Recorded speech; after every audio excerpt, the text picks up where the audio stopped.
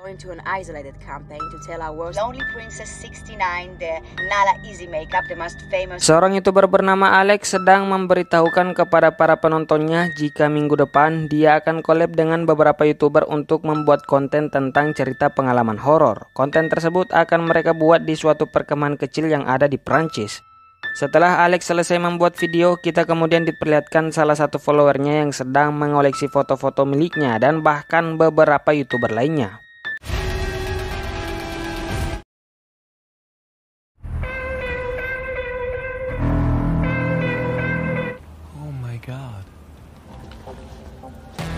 Singkat waktu, hari di mana Alex dan teman-temannya pergi di perkemahan kecil akhirnya tiba. Perkenalkan nama mereka semua, ada sepasang kekasih bernama Sam dan Marie, ada YouTuber kecantikan bernama Maya, dan terakhir Camilla. Dia bukan YouTuber tapi dia adalah teman dekatnya Alex.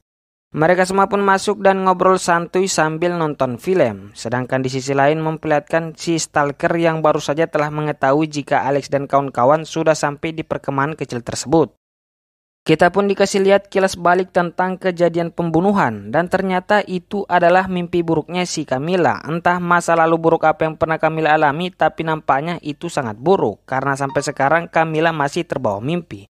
Esok harinya mereka semua lagi sibuk bikin konten masing-masing. Di kamarnya si Alex, dia bersama Camilla ternyata bukan hanya sekedar teman, mereka berdua sudah lebih dari itu. Tak lama tiba-tiba Alex mendapat pesan dari orang misterius yang memberikan dia emot cinta. Orang misterius tersebut pun dia datangi karena ternyata dia sudah berada di depan rumah. Dan ternyata itu adalah si stalker yang suka mengoleksi foto Alex dan yang lainnya. Si stalker hanya datang untuk minta tanda tangannya si Alex dan dengan baik hati Alex bersedia. Tapi tak lama Sam datang dan langsung mengusir si stalker tersebut dengan cara tidak baik-baik karena ternyata si Alex sangat tidak menyukai orang yang mengganggu privasi seseorang. Si stalker yang mendapatkan perlakuan buruk langsung pergi dan nampaknya dia mulai merencanakan sesuatu. Saat dua sepasang kekasih ini lagi asik berjemur, si Camilla datang mengajak mereka buat pergi ke pantai bersama. Mendengar ajakan tersebut, si Maria langsung memanggil Maya yang lagi masih membuat video.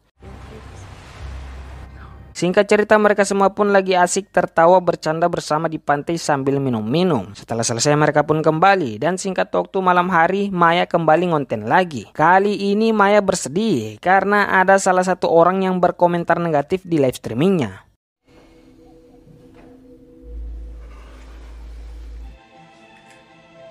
Singkat waktu malam kedua, akhirnya mereka mulai live streaming bersama dan mulai bercerita horor sesuai pengalaman masing-masing. Setelah semuanya selesai bercerita dan tidak ada seramnya, mereka pun mulai party, merayakan kesuksesan konten mereka ini sampai capek. Saat sudah capek, sementara mereka pergi muntah, Sam justru mengajak Maya berdansa sampai berujung. Saat mereka berkumpul kembali, kali ini mereka mulai memainkan permainan Truth or Dare. Dan karena Sam yang kena dan dia memilih tantangan, Maya menantang dia buat keliling rumah sambil lepas pakaian. Saat Sam melakukan hal itu dari kejauhan, ya, ada seseorang yang sedang memantau mereka dan sudah jelas jika itu adalah si stalker yang datang untuk balas dendam. Saat lanjut bermain, kali ini gilirannya si Camilla. Karena dia memilih jujur, Maria pun mulai memberi pertanyaan tentang apa pengalaman yang paling menyedihkan yang pernah Camilla alami. Mendengar itu, Camilla langsung terdiam dan tidak berkata apa-apa sehingga membuat suasana yang awalnya ceria menjadi tegang. Karena ternyata pengalaman sedih yang pernah Camilla alami sangat sedih dan mereka semua terkecuali Marie tahu itu, makanya mereka ikut terdiam. Karena sudah tidak seru, jadi Sam memilih berhenti dan setelah itu dia langsung menceritakan apa yang pernah Camilla alami kepada Marie. Ternyata dulu orang tuanya Camilla adalah salah satu pengikut sekte sesat dan pada saat Camilla akan lahir orang tuanya memutuskan buat kabur. Tapi karena pengaruh yang kuat dari sekte tersebut, orang tuanya Camilla memutuskan kembali dan dia hanya bisa menitipkan Camilla di panti asuhan. Setelah kejadian itu, beberapa waktu kemudian orang tuanya Camilla ditemukan tewas bersama dengan pengikut sekte yang lainnya karena mereka memutuskan buat mati bersama-sama.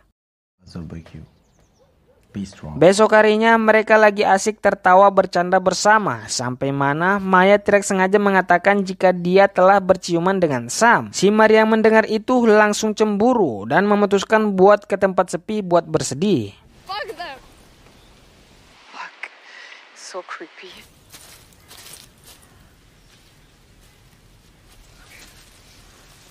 So, are you ready for a little save? Come save me.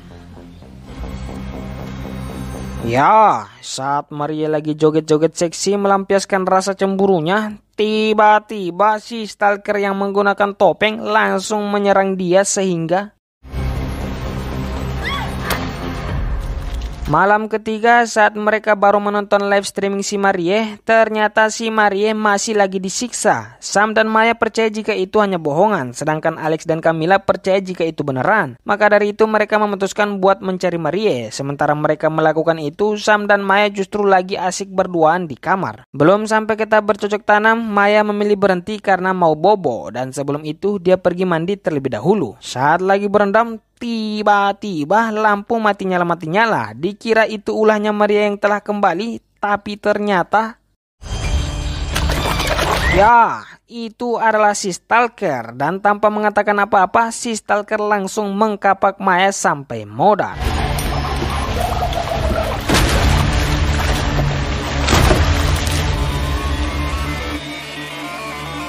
Karena gabut, Sam memilih pergi ke tepi pantai buat sebat terlebih dahulu. Saat dalam perjalanan ke sana, dia sempat mengirim pesan kepada Maya menanyakan di mana keberadaannya. Dan anehnya, padahal sudah modar, Maya masih bisa membalas pesan tersebut dan menyuruh Sam buat melepaskan bajunya.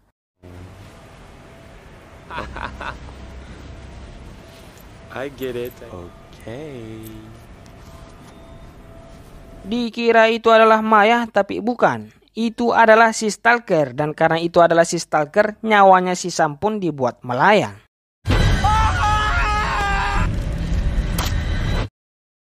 Di tempat Alex, akhirnya mereka menemukan keberadaan Marie, dan saat itu juga mereka langsung kembali untuk memanggil bantuan. Dalam perjalanan itu, Alex juga live streaming untuk meminta pertolongan. Tapi sayangnya, tidak ada satupun para penonton yang percaya dengan apa yang Alex katakan. Sampainya di rumah, mereka langsung berpencar mencari keberadaan Sam dan Maya. Tak lama setelah mencari-cari, Alex kemudian menemukan HP milik Maya yang menyala, dan ternyata sekarang sedang live streaming.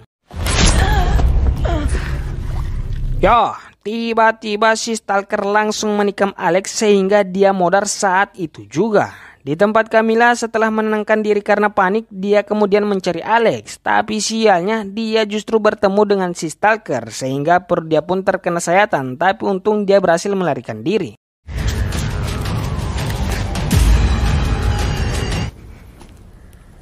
Saat dalam pengejaran Camila, meskipun tidak berhasil menemukannya, si stalker justru menemukan tubuh Maria yang belum kemana-mana. Akhirnya dia memutuskan buat membawanya ke rumah, sedangkan nasibnya Camila, dia sedang berusaha menghentikan pendarahannya.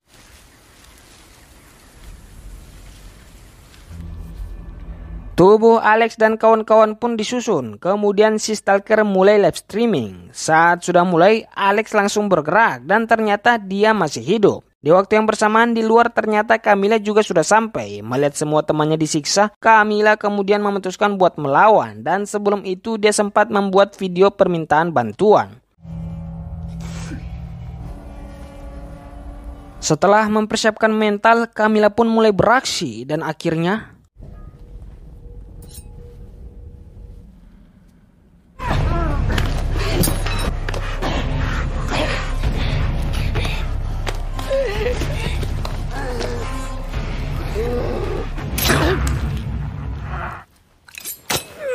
ya, karena serangan mendadak tersebut, akhirnya dengan tidak terlalu susah, Camila berhasil mengalahkan si stalker dan mimpi buruk ini langsung berakhir. Para polisi pun akhirnya datang membantu setelah melihat video Camila. Saking takutnya, Camila tidak mengatakan apa-apa kepada polisi yang meminta keterangan. Di akhir film, tiba-tiba Camila melihat video yang maksudnya, apakah Camila siap untuk permainan selanjutnya? Dan film pun selesai. Sore kita kay sabag gini sila ba? Mo I miss you.